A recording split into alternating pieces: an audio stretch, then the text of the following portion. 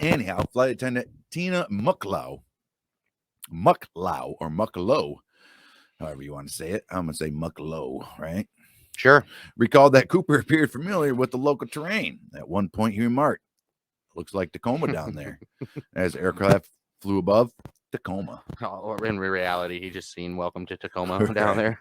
He also correctly mentioned that McCord Air Force Base was only 20-minute drive. He was like, McCord Air Force Base, 20-minute drive from the Seattle Tacoma Airport. She's like, I did not know that. That's good information. Schaffner described him as a calm, polite, and well-spoken man. He was a well-smoking. He smoked well. Well, he did smoke. He smoked well. It seems like he's done it for a while. Not consistent with the stereotypes, enraged, hardened criminals, or take me to Cuba political dissidents. Which everybody else is, right? All the pirates around the world, right? They're like little assholes. Anybody that's pirating anything. Anyway, Mucklow told investigators he wasn't nervous. He seemed rather nice. He was never cruel or nasty. He was thoughtful and calm all the time. Why wouldn't you be? As Schaffner grasped the enormity of what was happening, Cooper reassured her. He ordered a second bourbon and soda, paid his drink tab, and attempted to give Mucklow the change, and offered to request meals for the flight crew during the stop in Seattle. Hey. Mucklow asked Cooper if he had a grudge with Northwest Airlines. Cooper said, "I don't have a grudge against your airline, miss. I just have a grudge." Have a grudge. So we have no story on DB Cooper yet. We don't even know why he's doing this. Except for this guy who was apparently named Dan Cooper, and he bought a ticket. And he has a grudge against life, apparently. Right. FBI agents assembled the ransom money from several Seattle area banks. Can't believe they need several banks. I guess it's $1 million, but still ridiculous. 10,000 unmarked $20 bills. Were they though? So they weren't unmarked. They weren't, because most with serial numbers beginning with the letter L.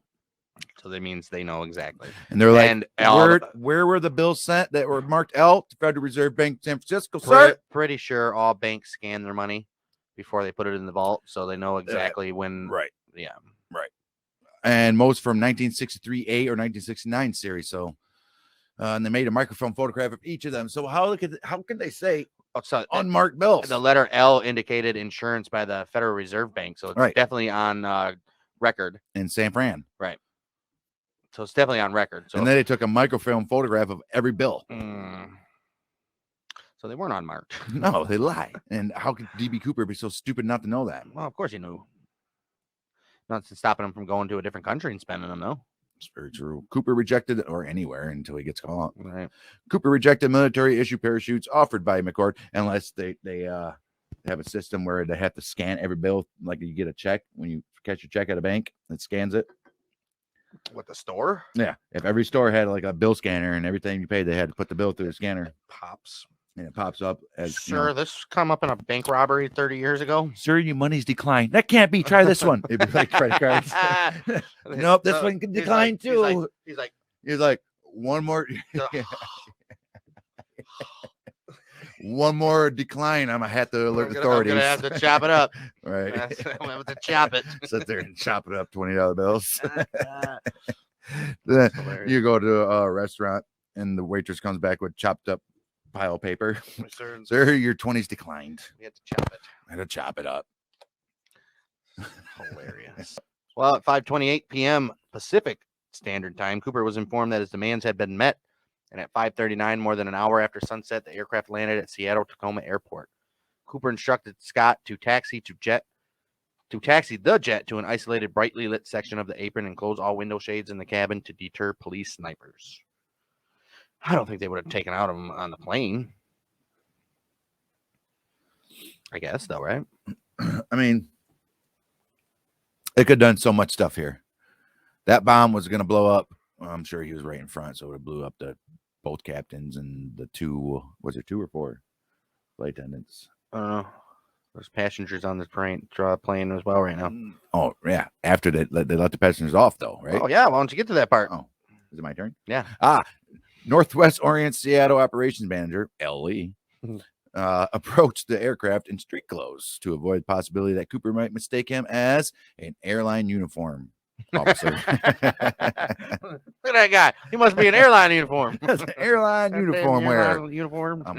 Welcome airline uniform wearer. I wear it. Anyhow, he wore street clothes because he wanted to be as a police officer of the old airlines. And he delivered the cash-filled knapsack, which I don't understand. They put it on in a little knapsack, bud, wrapped it up, threw some cornbread. And, I'm running away from home. Right, threw some cornbread and beef jerky in there. And it came with the flask. Actually, they weren't flasks. What were they called? I don't know, man. What were they called? Canteen. Oh, canteen. Yeah.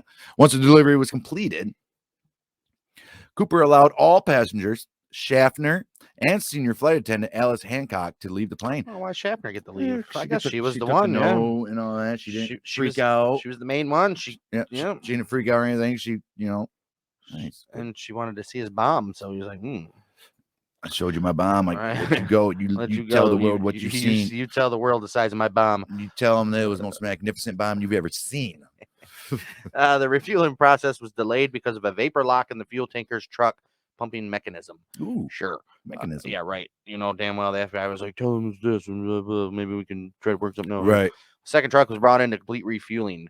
An FAA official requested a face-to-face meeting with Cooper aboard the aircraft. He said no. Denied. Cooper grew impatient, saying this shouldn't take so long. He knew it. We already had to fly over for 2 hours. 2 hours circling.